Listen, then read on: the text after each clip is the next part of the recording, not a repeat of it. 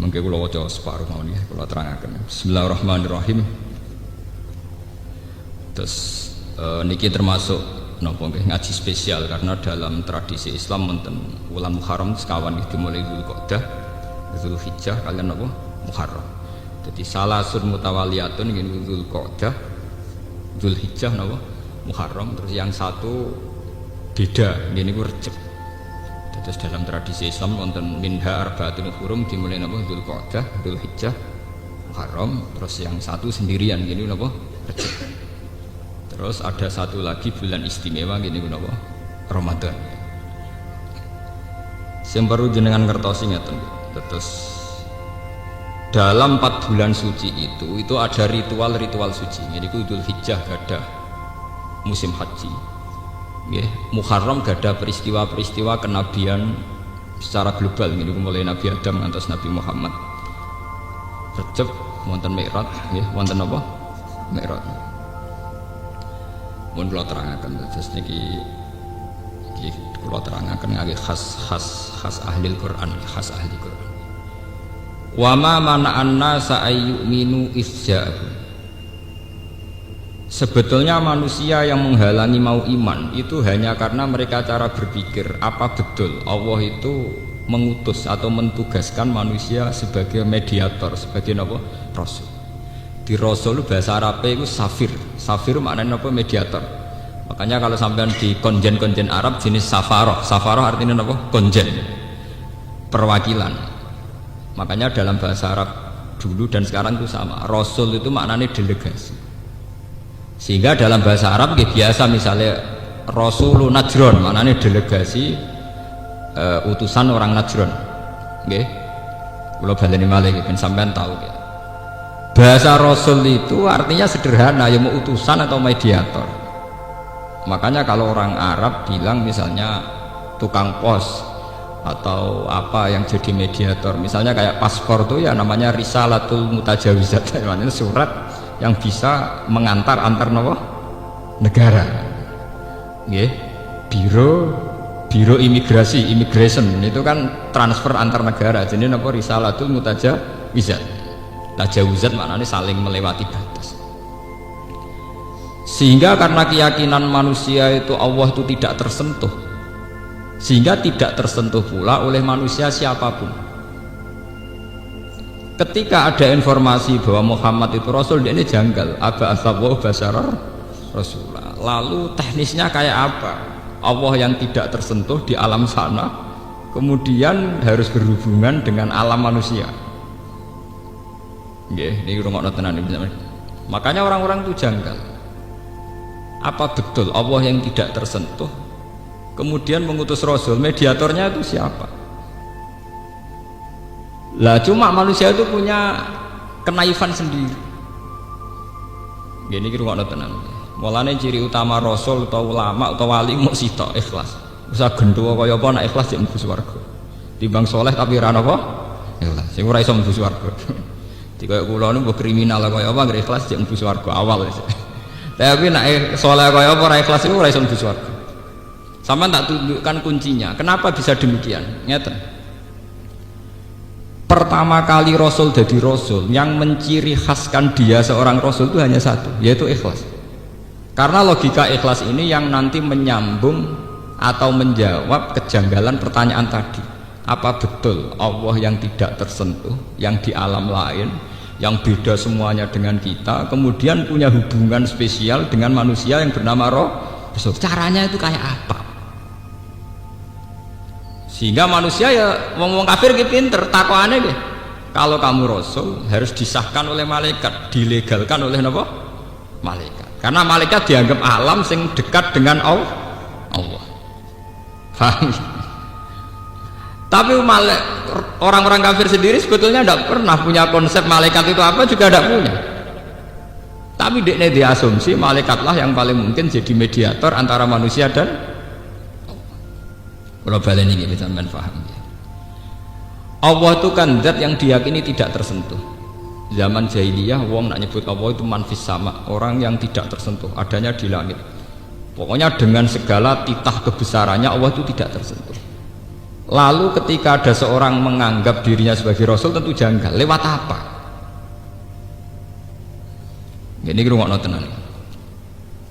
Akhirnya mulai zaman Nabi Adam, terutama era Nabi Hud, Nabi Soleh, mesti orang-orang kafir itu semuanya bilang abasaru yahdunana. Apa betul manusia itu bisa bawa nopo?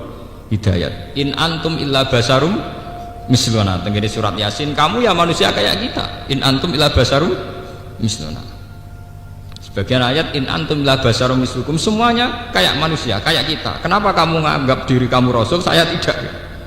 Wong sama-sama berhubungan dengan Allah Subhanahu wa taala. Ini rungokno tenan. Nah, kenapa tadi saya mengatakan sebab itu ciri utama rasul itu hanya satu, yaitu ikhlas.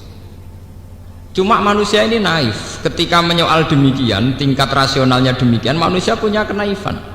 Lho janggale apa nak Nabi Soleh itu ngaku rasul, janggale apa nak Nabi Hud itu ngaku rasul, janggale apa nak Nabi Muhammad ngaku rasul. Toh syariate, toh ajarane muk sitok, wong kon nyembah Allah. Kecuali Muhammad ngongkon, aku iku rasul, mulane hormati lan sembah. Aku iku rasul, mulane golekno bojo, golekno dhuwit. Aku iki rasul, mulane hormati. Kalau itu kelihatan salah karena mengatasnamakan Allah, kemudian yang untung dia secara pribadi. Kalau baleni malih. Sebab itu tenggene surat Yasin di semua Al-Qur'an, ciri utama rasul itu pasti pertama itu la ilaha illa ana fa'budni. Ittabi'ul mursalin, ittabi'u man la yas'alukum ajr.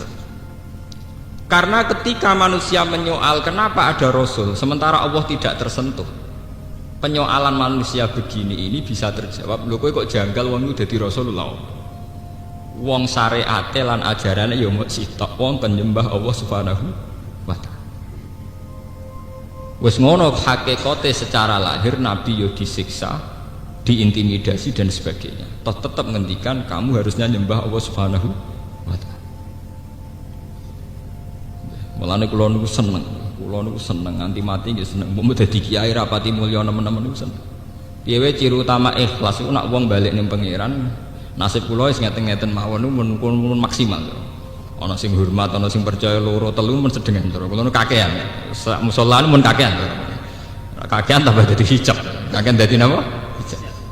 Kula niku umpama sing seneng siji loro mun sedengan. Standar napa? Standar ada bagus. Ndak niki kula crita nggih niki mergo niki penting zaman akhir. Kula cerita detail secara ilmiah. Manusia itu mulai zaman Nabi Adam sampai kiamat itu punya asumsi. Asumsi ini kemudian oleh orang-orang Arab disebut malaikat. Sebelum ada Rasul pun mereka menganggap ada makhluk yang namanya malaikat yang lebih layak jadi mediator antara Allah dan manusia, bukan sama-sama manusia. Orang Cina punya terminologi itu dinamai dewa dewi. Zaman Yunani kuna sebelum Masehi juga ada dewa dewi. Jawa kuna juga iya. Untuk yang kejahatan jari Bathara Kala dan sebagainya, untuk yang apik jari resi siapa. Wong Islam di Nabi Khidir, wong gone pewayangan duwe sapa Dewa Ruci sing manggon njaga napa sego.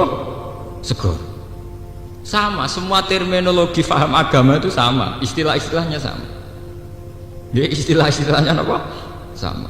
Ketika orang Arab bilang Allah itu harus satu, orang Jawa sudah bilang Sahyang Widi, zat yang serba apa? Isa. Makanya ketika Imam Ghazali menemukan bahwa Tuhan itu ada, itu bukan prestasi Islam. Semua dasar watak manusia itu tetap menemukan bahwa alam ini punya Tuhan. Sehingga dari awal Islam mengatakan agama Islam itu agama fitrah, agama yang sesuai kodrat manusia. Kodrat manusia itu apa? Yaitu meyakini bahwa di alam raya ini pasti ada Tuhan, ada penguasa. Paham ya? Menamakan Tuhan sebagai Allah lah itu yang baru ciri Islam ya. Menamakan Tuhan sebagai Allah itu ciri apa? Islam. Tapi kalau sekedar alam raya ini ada penciptanya, ada Tuhannya, itu keyakinan semua, kepercayaan. Kemudian Kristen menambah itu Trinitas, yaitu ada Tuhan Bapa, Tuhan Ibu, Tuhan Anak. Di zaman Yunani namanya Logos atau Logos itu. Terus zaman orang filsafat disebut akal awal, akal sani, akal apa? Salis ini teori-teori apa filsafat. Dalam Islam itu dikenal namanya Allah. Tapi dengan segala gelarnya Tuhan, dengan segala status Tuhan, manusia itu tidak yakin bahwa antara manusia dan Allah itu ada mediator. Lah ini sudah diperkara. Kok iso wong kenal pangeran terus untuk wahyu kok pangeran untuk ditahu carane piye? Lah berhubung cara mulai dhisik misteri, maka banyak orang yang memberanikan diri ngaku jadi rasul. Mulai Lia Eden sampai Ahmad Ulam bin Mirza sampai dukun-dukun sing mujarab. Karena hubungan manusia dengan Allah itu ora tau jelas. Paham ya? Orang tahu apa? Jelas. Yang memperjelas hubungan itu hanya satu. Ini yang disebut di Quran, ciri utama maka nalibasyarin ayyutiyahu wahul kitab wal hukma wan nubuwah summa yaqula linnas kunu ibadalli walakin kunu rabbaniyin bima kuntum tu'allimunal kitab wa bima kuntum tadrusun wala ya'murakum an tattakhidul malaikata wan nabiyyina arbaba. Mulane kula niku ndonga terus piye pengiran. Kula niku bejo nganti mati ku nak rapati mulya. Tapi ngeten iki ayat ngeten mboten populer. Cara rawuh mursyid kula dibongkolan tenan. Ya cuma nak bongkolan kula ya kuwalan tenan. Kira-kira nggih keramat kula nak urusan ayat niku keramat kula. Ciri utama seorang nabi niku jari pangeran wala ya'murakum an tattakhidul malaikata wan nabiyina arbaba. Ciri utama seorang nabi itu tidak menganjurkan umatnya mengkultuskan dia. An tattakhidul malaikata wan nabiyina ora terima ulama, ora terima mursyid tapi napa? Wan nabiyina. Ya niki rungono tenan. Ciri utama seorang rasul itu satu, dia mengajarkan kunu robbaniyin, ayolah kamu bertuhan, ayolah kamu kembali ke Tuhan. Dan kamu harus yakin bahwa tidak pernah seorang malaikat atau seorang nabi berkedudukan sama dengan Tuhan. Wala ya'murakum an tattakhidul malaikata wan nabiyina arbaba. Niki rungokno tenan. Kenapa demikian? Ketika hubungan manusia dengan Allah itu tidak terpecahkan secara logika, secara rasional. Yang paling rasional hanya satu. Titenane wong tetap nabi, tetap ulama, tetap wali hanya satu. Yaiku dekne mau nganjurno supaya wong seneng pangeran. Gampangane cara koyo kula ngoten. Kula niku jek eling pertama kali bapak wafat, saya pidato di depan santri, di depan orang-orang yang seneng bapak, kula bilang, jenengan kecewa mbek kiai boleh, tapi kecewa mbek ajarane kiai ra oleh. Sampai bisa kecewa dengan saya, mungkin beda watak, beda visi, beda ide. Tidak boleh kecewa dengan ajaran saya. Ajaran kiai wong kon sujud ning pangeran, kon salat, nak ndonga ya njaluk pangeran ya sudah. Lah kecuali aku di ajaran wong kon seneng aku nganti kultus. Wong kon ngimani aku, nah itu mungkin resiko, bisa ya bisa enggak. Tapi kalau orang disuruh seneng pangeran, disuruh njaluk ning pangeran selesai. Umpama aku keliru ya tidak ada masalah. Harusnya juga begitu. Seorang mursyid itu pasti benar saat mengatakan wes aku jaluk ning pangeran. Istighosah ya wes ke jaluk ning pangeran. Wes nikmati wala miridan la ilaha illallah. Tapi nek wis mulai, tapi mandine nak mbek aku. Lha iku perkara mesti. Wah, iku mulai perkara, mulai kriminal lah. Menawa mulai napa? Kriminal. Wah, sanate mutabar nak lewat aku mulai kriminal. Tapi selagi hanya mukhlisina lahuddin, memurnikan agama hanya untuk Allah, wa ma umiru illa liya'budullaha mukhlisina lahuddin.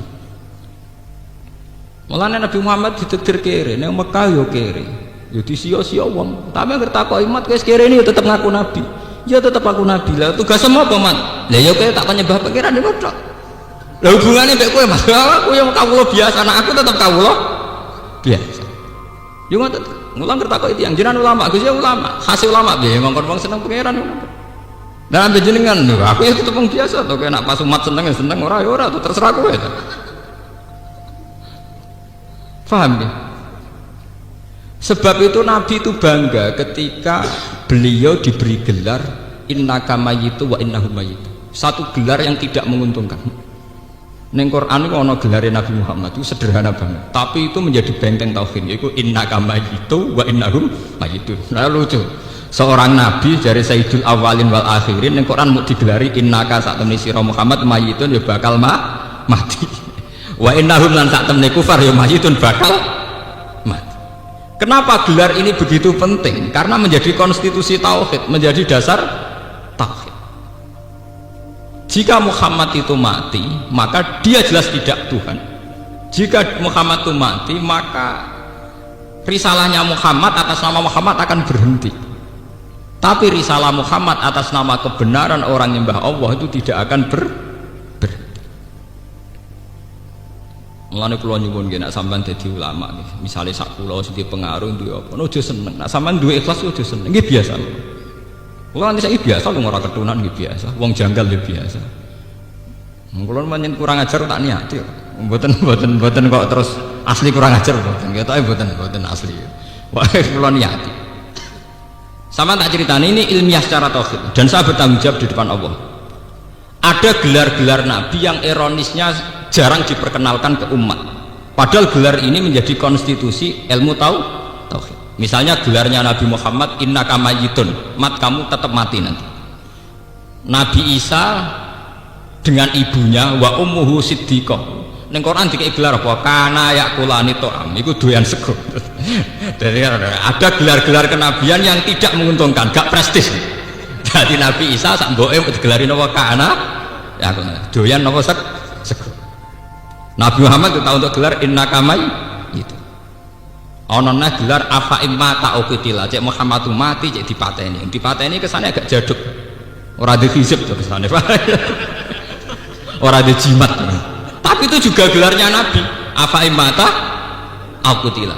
Muhammad potensinya bisa mati atau bahkan matinya secara tragis bukan sekedar dibunuh. Ada nabi yang matinya itu dicincang, dimutilasi. Jadi Nabi Yahya bin Zakaria itu matinya dimutilasi. Orang itu mau mati biasa, dimutilasi. Tanyakan para pakar tarikh, matinya Nabi Zakaria apa?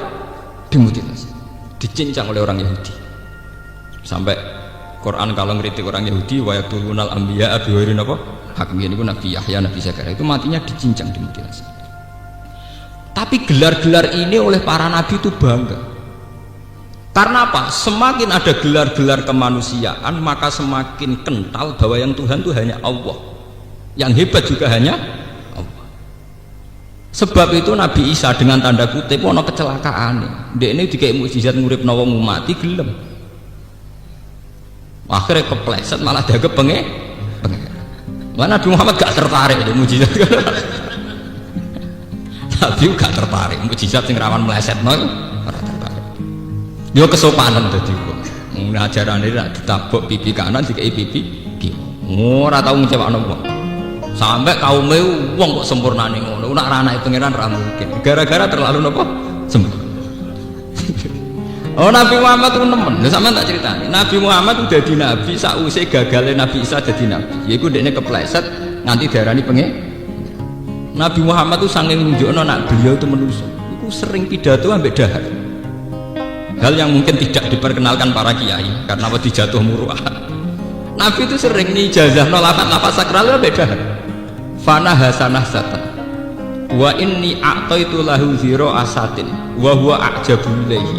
Fana hasahu nasatan. Nabi ketika tak beri sampil kampung itu suka sekali. Beliau nyokot saking senengnya Lahab. Dan saat Lahab itu beliau bilang ana sayyidul awalin, saya adalah orang paling hebat mulai dulu sampai sekarang.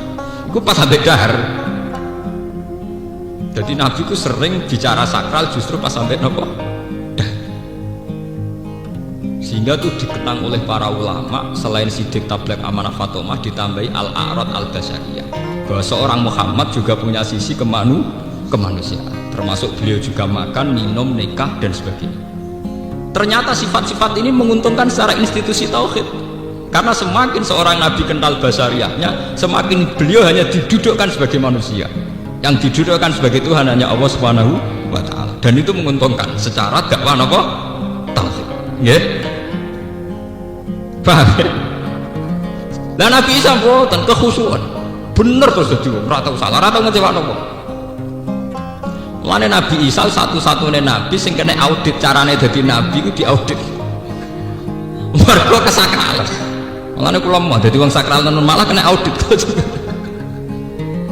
Nabi Isa itu satu-satunya nabi yang cara dakwanya diaudit pangeran. Ini tenggene surat Maidah Nabi Isa ditakoki, wa idz qala Allahu ya Isa a anta qulta lin nasi takhuduni wa ummiya ilahi ini min dunillah. Salem dakwah ku piye kok akhirnya disembah ku piye kok nang kowe sing ngajarno iku. Dadi Nabi lah satu-satunya nabi sing sampeyan ketemu pangeran ditakoki aan takul talina setakhiduni wa ummi ilahi ini mintu kowe ku piye kok malah takon dadi nabi ben wong nyembah aku malah nyembah kowe ku piye iku tunggale wong kon nglamar malah engko sing dikokak kowe ku piye cara dadi nabi ku piye iku Nabi Isa tok. Lan iki aja kaget nek ana ulama kadang umat jazab iku ana ilmune jazab kok ana ilmu. Kita tak terangno ilmu tuwa. Lane akeh kiai-kiai top akhirnya kadang sak enake dhewe. Wong kenal Balim Klaten liwat miso. Gaya ketemu wong muni kakeane. Ya kayak gini. Bahasan mangli wong ngenang perkara anak banggrono tamu langit dijedor kono ora usah pertama aku. Akeh cerita-cerita orang yang dikenal wali sak urip-uripe miso iku ana ilmune nggih. Sampeyan ora usah niru ora wali. Tapi ana ilmune. Oh, sak kula mawon nek kurang ajar tak ilmu. Nggih. Mboten ngaji ilmu tuwa ben ngerti sampeyan. Karena secara konstitusi tauhid lebih menguntungkan kalau seorang nabi menonjol sisi basariyah ketimbang sawangane sakral kemudian menyentuh level paling ekstrim yaitu nanti takut dianggap tuh. Paham ya? Nabi keliru-keliru, Nabi Musa keliru-keliru, budak Fir'aun melayu tenan. Nah ada para pangeran apa melayu bareng. Paham ya? Ya melayu tenan terbirit-birit tenan. Gua ketara manusia melayu tenan. Ketika ngadepi Saharatu Fir'aun nggih fa'auja safi nafsi khifatam Musa, ya meriang tenan. Paham ya? Nabi Muhammad gitu. Jadi Nabi Muhammad itu jadi nabi 600 tahun setelah kegagalan Nabi Isa jadi nabi. Iku Nabi Isa gagal malah dianggap pengen utawa. Iku tunggali misalnya kados kula sebagai ulama Quran, wong luwih seneng Gus Bak dibanding seneng Quran iku gagal. Tapi nak wong jadi seneng Quran be aku biasa-biasa wae aku sukses. Napa? Sukses. Soale wong seneng Quran perkara tak ulang ngaji aku. Bariku be aku biasa-biasa wae sukses. Paham ya ono sing tak curiga, ono sing ora percaya, sukses. Berarti dadi ulama napa? Sukses. Ini tenan ilmu tuh. Karena saya tetap sebagai basariyah dan Quran tetap pada posisi yang paling sakral. Tapi nak walian wajib Quran ora enak nek rabe Gus Bak. Lho Quran jadi sifati ra enak. Oh, gagal kok dadi kiai berarti gagal. Paham? Ini tenan betul. Karena iki kasusnya kok Nabi Isa. Dekne sukses dadi wong sempurna malah dianggap anake pangeran. Pangerane sing ngangkat malah disaingi dekne.